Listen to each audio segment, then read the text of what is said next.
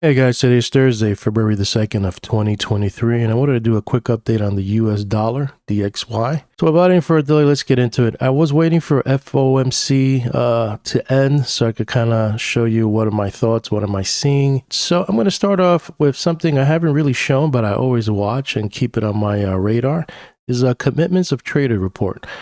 And this is showing pretty much right here where the commercials are lined up, and then the blue line is where large speculators. And what you want to focus really on is what the commercial are doing, not as much as large speculators, because sometimes they get it wrong, from my research indicates. So you can see the commercial peaked somewhere around January, and this is, I believe, weekly. So it's January 16th.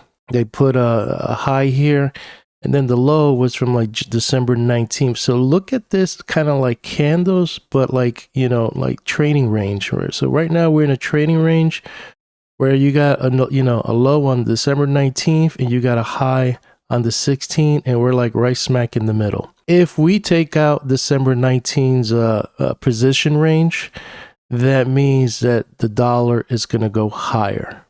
If they continue, buying, that means then the dollar is going to continue going lower. So if we take out this January 16 high of 570, that means the dollar is going to continue pushing lower. And it's going to go, inverse. Large speculators are going to go down. They're going to sell. Commercials are going to buy.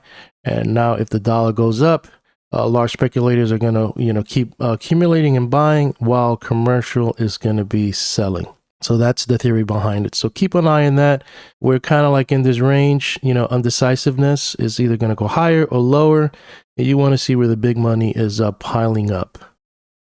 Okay, so this is the weekly chart, cycles. And I wanted to show you some things. So this is a 1, 2, and this to me looks like a wave 3. But my software indicator says that this is a possible wave 5. So there's a couple of things that we need to dissect here. One is that the strongest cycle right now is the 181, and it peaked somewhere around November the 21st. And now this cycle is pointing down, and it goes all the way down to like somewhere around April, around there. April or, somewhere around April. So this cycle is down. It's one of the strongest cycles. So the next cycle is the 227. Now this cycle is still bullish. So now think about this. My software says that this is a wave 5. So what could happen is that this could be an A, B, C correction on the dollar, possible, or that this is a wave 3. I know Elliott Wave is subjective. But I just want to kind of show you the things that, cross my mind, especially if you're at Elliott Wave.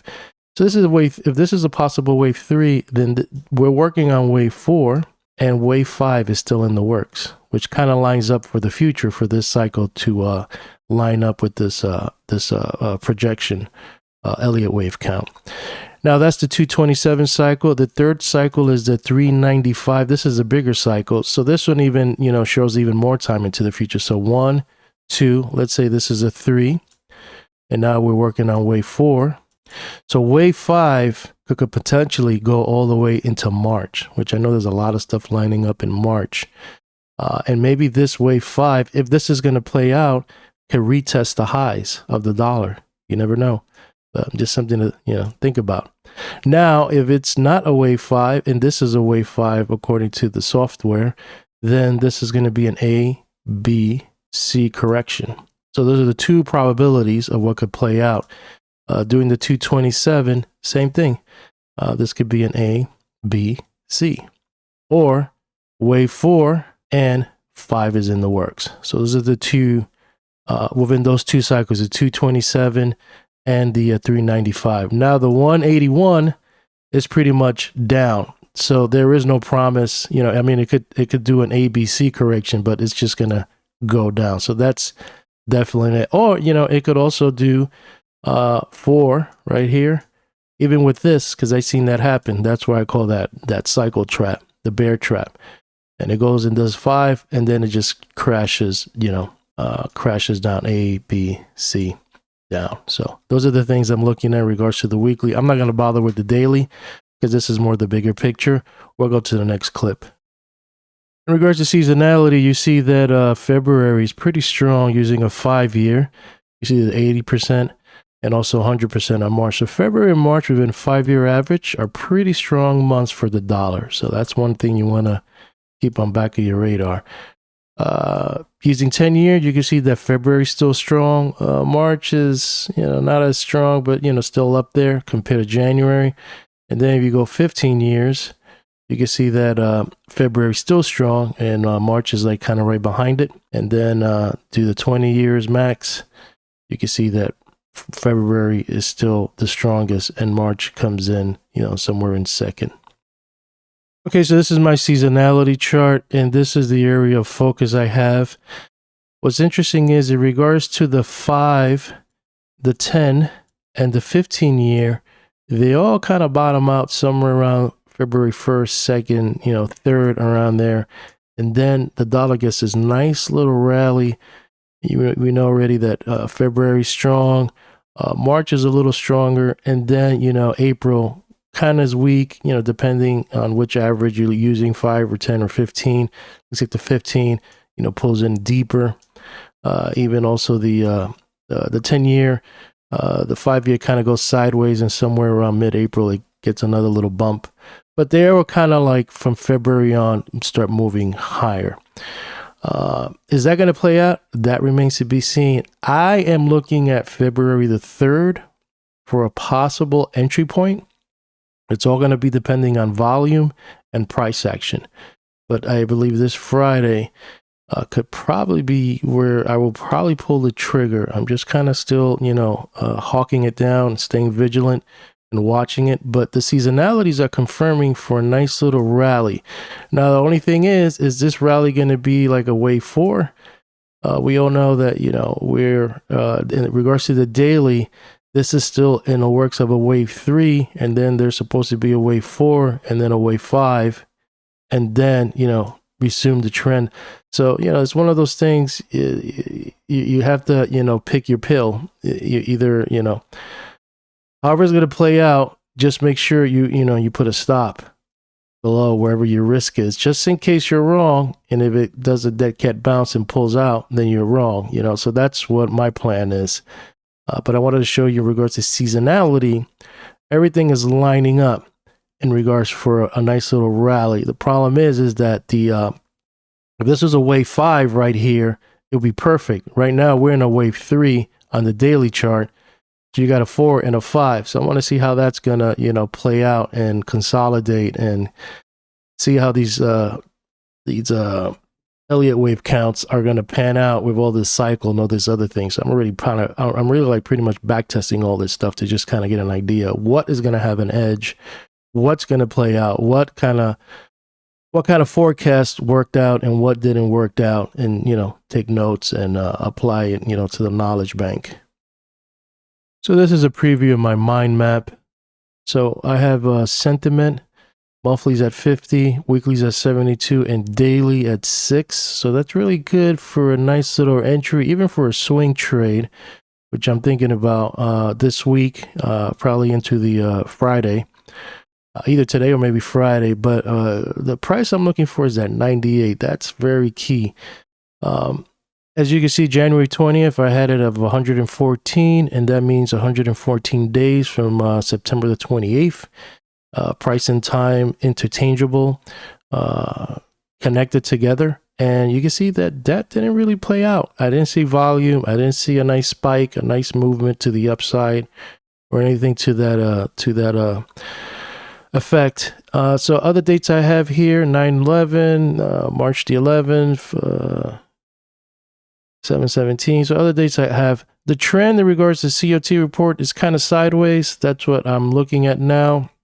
In regards to the dollar, and in regards to the cycle analyzer on the weekly, we hit a top around November the 21st, and there's a trough coming in on April the 20th. So this is bearish. In regards to a bullish price action, March 16, we hit a peak using the 395 cycle, using the 227, February the 24th. So these are dates if we start going bullish. These are the dates you want to keep an eye on, you know, for possible peaks. I mean, yeah, the cycle will actually peak. It could peak earlier, it could peak later, but those are the days as of now using these cycle extractions from the spectrum analyzer, where you want to focus your dates on. And then the 81 is a dominant cycle. This one peaked around the October 10th. This is the one that got that high around 114. And this one hits a trough somewhere around February the 22nd. So these two are bearish, these two are positive. So on the weekly, it's kind of mixed, but the strongest one is this 181. And these are the bigger cycles. In regards to the daily, is a little mixed. There's a downtrend, you know, trough hitting February the 20th. There's a peak on this February 7th on the 98 dominant cycle on the daily. And then over here, this is using a 5-year. This is using a 10-year. February 1st, we hit a trough. So there's a cycle low using a 10-year sample trading range. And January the 20th, 41, the dominant cycle. So this, I was thinking, you know, will work because this one hits a trough on January 20th, and then on January 20th, we hit 114 days from the high. So I was like thinking, man, maybe this is going to be it. And you can see that it didn't pan out. In regards to the Elliott Wave, September 28th, it's a wave 5 on the monthly. On the weekly, we hit a wave 5, September 28th of 2022, and we currently on a wave 3. So we already have done 1, 2, and we're currently working on a wave 3. We're still in there. It hasn't finalized yet because we haven't, you know, popped or made, you know, higher high or, you know, trend higher. So right now we're in a wave 3, and the daily chart, that September 28th still remains a wave 5. And we're currently on a wave 3, and we just completed 1 of 5 complete from wave 2 to wave 3. So we have on the wave 3 that we have right now, we have completed 1 through 5 waves within that wave from wave 2 to wave 3. So according to Elliott Wave, there's going to be a bounce, you know, very soon, and that's going to create a wave 4. So it's going to be, you know, a bounce. But then, you know, if this is right, there's more downside because we have to complete a wave 5. So take those apples. So this is what kind of like I look at just to kind of get the big picture with the Elliott Wave theory, the cycle analysis, the commitments of trader report, sentiment, and, you know, some other pricing time. I'm going to be adding more stuff to this, but this is where I start putting all my thoughts together and kind of get, you know, a thesis of what I want to do in regards to trading the dollar. Okay, so this is my Elliott Wave chart. So you can see that we hit a wave 5. And what's positive about the monthly, this is a monthly chart, is that we're above the 20, the 50, the 100, and the 200. So if we push lower, anywhere around 100, that's going to be the 200 is going to be support. And anywhere between 97, that's the 50 SMA on the monthly chart. You can see that the Stokes are negative. If we go to the weekly, you can see that we have a 1, 2, 3, we failed the 20, the 50, very negative, and we're working on a wave 3. And you fail to fit the 20, the 50, and you got the 100 and the 200 SMA as support. And you can see that the Stokes are flatlined. So this is a nice indication that probably there could be a nice bounce, you know, to the upside to squeeze, you know, some bears. And then maybe if this is the correct count, do a wave 4. And then finish off with a wave 5 down. So that's what the weekly is indicating. If we put our Gann square here, you can see that there's support in 98. So 98 is what I'm really eyeing on.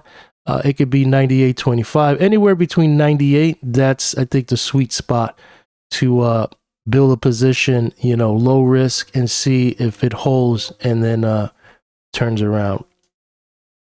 Going to the daily, when I was talking earlier about the, you know, working on a wave 3 and there's a 1 through 5 count, this is what I was talking about. So we have a 1, 2, and this is wave 3, but within this 2 and 3, you have a 1, 2, 3, 4, and and this is pretty much maybe a wave 5.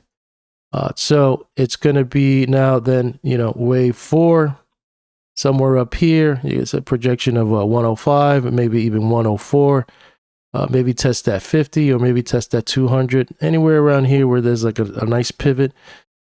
4, and then finally flush and do a wave 5. So that means that if it goes down to 98, which I was assuming this is going to be the turning point, they could probably even push even lower. So if Elliott theory is correct, I could ride this up to, a wave 4, get out, and then let it, push lower to finalize a wave 5, and then look at, something down in the future where I could probably get in, as an entry, so I could ride the wave up to resume the trend. So that's what I'm looking at as of now. Okay, so this is my other charts that I use using Gann's technique. So we made a high over here of 114, and in opposition of that, I'm looking at 98. So this is another confirmation with geometry and astrology. So we just have to wait for prices to go down there, and this is going to be a nice little entry point right here, which will line up all the way up here in this little area. So that's why I'm patiently waiting. Once I see that play out, and it could be this Friday, but if it's not Friday, it's going to be soon. But that's what I'm keeping my eye on in regards to the $98 price target. Okay, so I wanted to go over this 114. We made a high on September the 28th of 114. So one of Gann's theory in his core analysis, and his theory is that price and time are locked together. So if we made a high of 114, you want to look for 114 days, 114 weeks, 114 months, 114 hours. Anything with 114, it's creating some kind of cycle embedded within price action. They're interchangeably connected together. That is the theory in the core, and I learned a lot of that from MSJ. Now, the question you may ask is, okay, so we hit 114 days from September the 28th, is January the 20th. What happened? And that's what I'm trying to figure out in my research. Why does it work and why doesn't it work sometimes? Why it works sometimes and why it does not work sometimes? As you can see right here, it didn't work out. What you would expect is, once we hit 114, the next candle, we start making higher highs and higher lows, and it just starts like trending higher. And you could just see like, yeah, it just changed right here on the dime for some reason.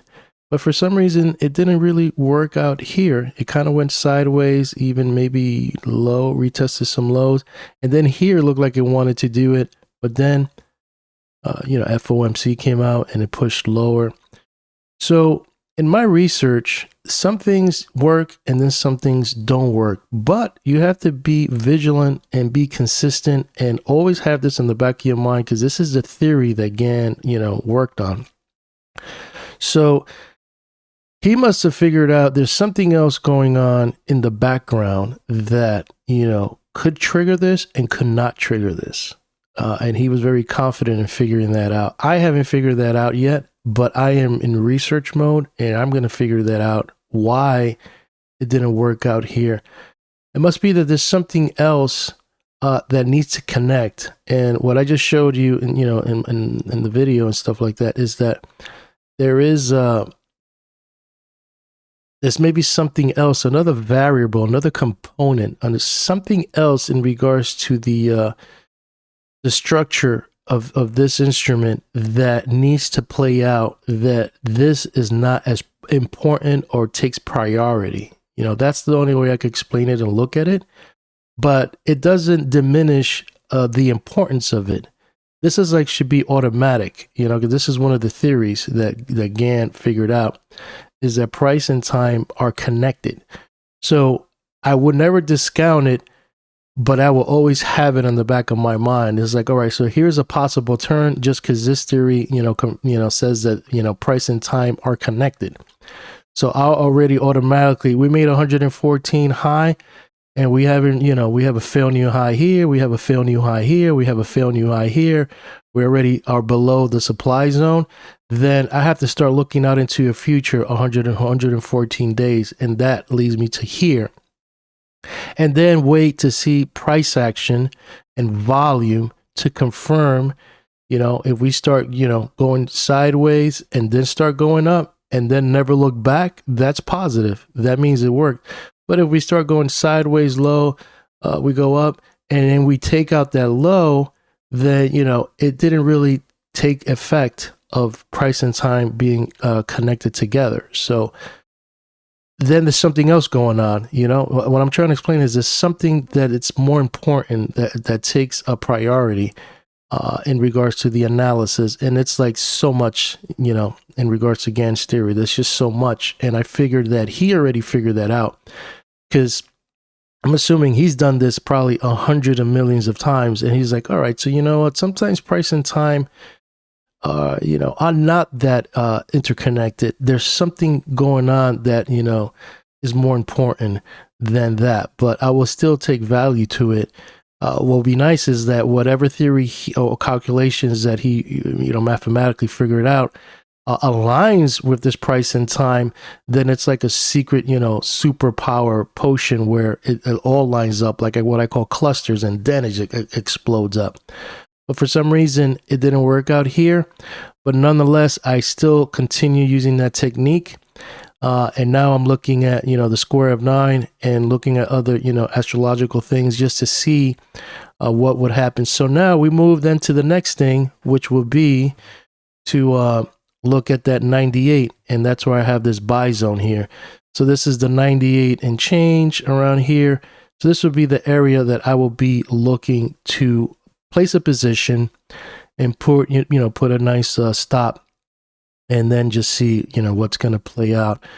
So if I'm wrong and it's going to push lower, then I'm out. But, I'm using all these techniques to see what is going to work and give me an edge on that. And, especially the Gann stuff, and then see, how it worked out. And if it didn't work out, take some notes, what didn't work out, and see where the actual low will be and where the turning point is, and then back test it and figure out what did I miss, why did it went even lower, or why it just kept pushing lower until it finally makes a low and it goes up. Then you have to back test it and see, okay, so I missed it here, I missed it over here, why did it went all the way down here, and then try to find that, back testing it. What happened that made it stop at this price, if it's, let's say, hypothetically 95, 63, and then shoot up. What happened here in regards to the date too? So let's say it was February 28 and it stopped at 95, 65, and then it shot up. Then you have to look everything of Gann taught and see why it did that, and then make some notes. It's like, and if you find that, then that's when you start learning. But as right now, you have to just apply all the techniques and see what sticks and see what works. And if this works, then you build more confidence. But if this didn't work and it went lower, and whatever it did, or if it from here it just starts going up, then it's like, why? Well, never made it to 98, but kind of hovered around here at 100 and change. Then you could be like, okay, so now I got to look at why it stopped here, using Gann's theory, and apply it and see what happens. And then that's how you learn through experience, through what do you call it, trial and error. That's how you're going to learn. You're not going to get it perfect on the if you remember the Matrix, when he jumped over the building, he didn't get it the first time. He failed and fell all the way to the ground. And they say you never get it the first time. No one's ever gotten it the first time. So those are the little things that you practice. But as long as you keep practicing, applying these techniques and theories, this is how you start learning and building muscle memory. Anyway, I digress. I just wanted to just point this out because a lot of people probably were asking, it's like, man, this guy's crazy. On January the 20th, are we going to go to 114? No, but one of the things that Gann wrote, his style of writing was coded like that. So when you look at that video title, you think, man, 100 and, January the 20th, that means we're going to go to 114. No, what that means is that from January September the 28th of $114 and change price high, you want to go 114 days into the future. And what I was trying to say is that January 20th equals 114 days from September 28th. So I'll leave it at that, and we'll go to the next clip. Okay, so this is the last chart I want to show. I don't make this video too long. We'll start off with, this is more on the geometry. So this is the Gann fans scaled at 45, and you can see that there's still a little wiggle room here for it to go and fall on this next fan, which could be anywhere between 99. I mean, today's is the second, first. So yeah, 99. This is going to be sloping higher. So anywhere between 99 and 100 is going to find support here using this low. We'll do another one here also, just in case this is the one I'll be vibrating to. In regards to the Gann fan from the top at 45 scaled down, you can see that it's still hovering around this line. Now using it from here, this failed new low, you can see that we already at this support on this Gann fan right here. So it's going to be interesting to see if this would hold. If it doesn't hold, it could potentially push to 98, which that's what I'm eyeing. I have my eyes on. So right now, this is like 98.30 is going to be, sloping up. So anywhere between here, if it goes down, this is going to be a good little entry port in regards to the fans. Using the Gann square, you can see that this was the 50%. We were hovering around here. This is the 1/8.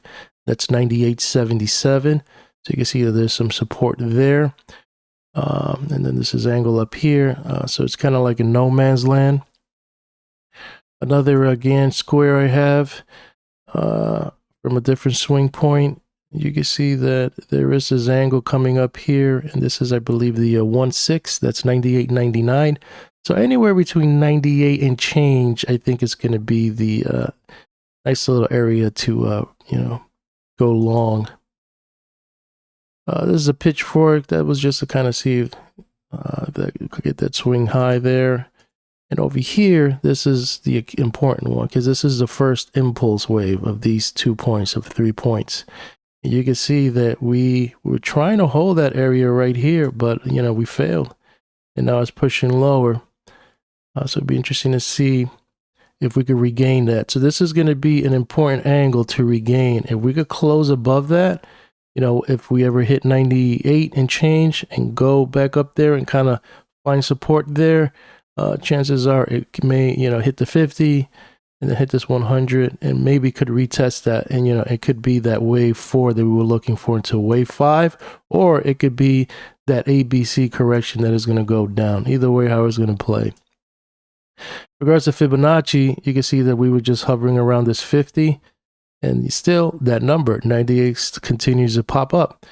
And this is going to be a nice little area using Fibonacci level 61.8. It's going to be very promising. And then you got an extension of 123 regards to time, February the 24th. That remains to be seen. In regards to the ellipse, somewhere around the 28th, I was looking for something to happen, and nothing really happened there, but it got a nice little pop, but then a nice little flush. The next one will be somewhere around April the 13th, but that's way out there. Well, anyway, those are my thoughts. My game plan is to look at how price action is Friday. And if nothing happens on Friday, just keep waiting until I start seeing volume and price action confirming my thesis. But 98 will be the sweet spot. It could continue pushing lower, and that's the number I have that I'm watching. Hopefully you like this video, and I'll keep you posted on my thoughts on the US dollar.